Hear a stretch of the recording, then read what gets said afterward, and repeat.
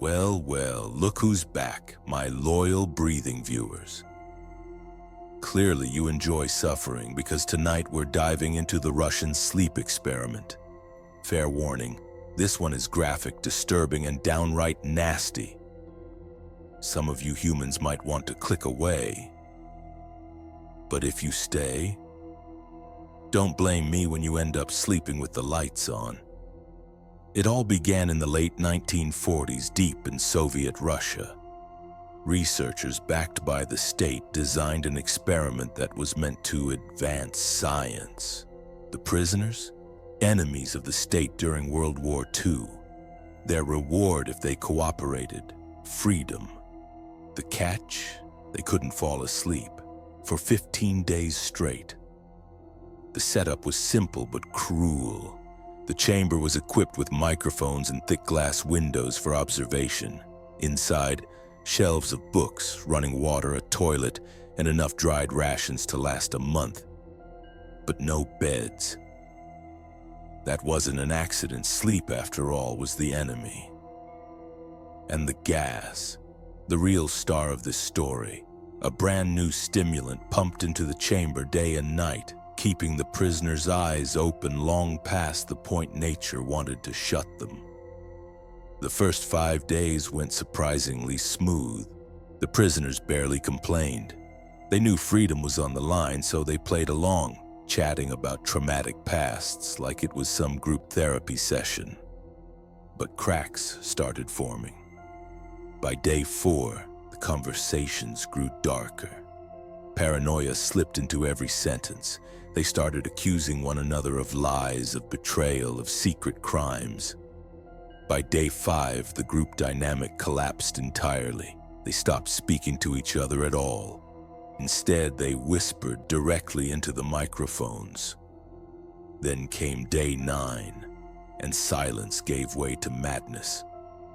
One prisoner snapped. He screamed. Not a cry of pain or panic, but blood-curdling, full-lung shrieks. He sprinted back and forth across the chamber, voice echoing like an animal in a cage.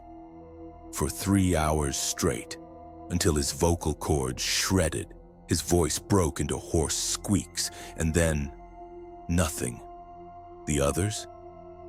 They didn't even look at him. They didn't move. They just kept whispering into the microphones.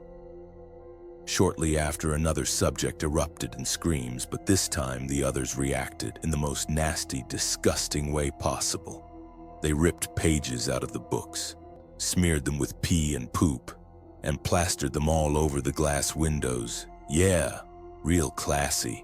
Nothing screams science experiment like turning your chamber into a porta-potty art gallery.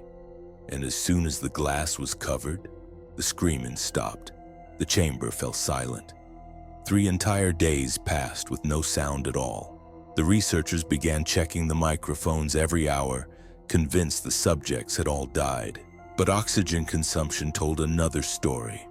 All 5 were alive and breathing as though they were engaged in heavy exercise. Their lungs worked overtime like they were sprinting marathons, but sitting completely still. Day 14. The researchers broke. They used the intercom. "We're testing the microphones. Step away from the door. Lie flat or you will be shot. Cooperation will earn one of you immediate freedom." The reply came instantly. Calm, controlled. "We no longer want to be freed." Imagine sitting in a dark observation booth and hearing that in the middle of the night. Day 15, midnight. The door finally opened. The stimulant gas flushed out, replaced with fresh air. And instantly screams erupted, not of fear but of desperation, begging. "Turn the gas back on." Soldiers entered and froze in horror. 4 of the 5 were still alive. But alive is a generous word. Even I'm more alive, and I'm a skeleton. Since day 5, their food rations had barely been touched. Instead, the survivors had turned on themselves. They tore chunks of skin and muscle from their own bodies, leaving bone and organs exposed, and fingertips stripped raw as if they'd clawed at themselves without pause. And yet, they lived. Their digestive system still worked. They were literally eating themselves to stay awake. I warned you this one was nasty. When soldiers attempted to remove the survivors, the subjects fought back viciously. One soldier had his throat ripped out. Another lost, well, his entire manhood. A third nearly bled out when one of the prisoners bit straight through his neck, tearing open a vein like a wild animal. Honestly, I've seen better manners at a zombie dinner party. Another prisoner resisted surgery so violently that restraints barely held him down. Sedatives failed. Only anesthetic gas knocked him out, killing him instantly. An autopsy later showed his blood carried 3 times the normal level of oxygen. 9 bones broken, muscles shredded, most injuries self-inflicted. The others operated on without anesthesia. Nurses reported one patient smiling during a 6-hour surgery as if enjoying every cut. When handed a pen and notebook, he scrawled 2 chilling words: "Keep cutting." Every single survivor begged for the gas again. No food, no water, no freedom, only the stimulant. Despite protests from scientists, the military demanded the men be returned to the chamber, bound, restrained, hooked up to monitors. As the gas returned, brain scans lit up strangely. Normal, then flatline, then back again, as if their minds flickered between life and death. One prisoner slipped into sleep. His heart stopped instantly. Another begged to remain sealed inside forever. His scans showed the same pattern, flatlining whenever sleep approached. But one scientist couldn't take it. He pulled a pistol, shot the commander dead, and then aimed at the subjects. One remained strapped to the bed.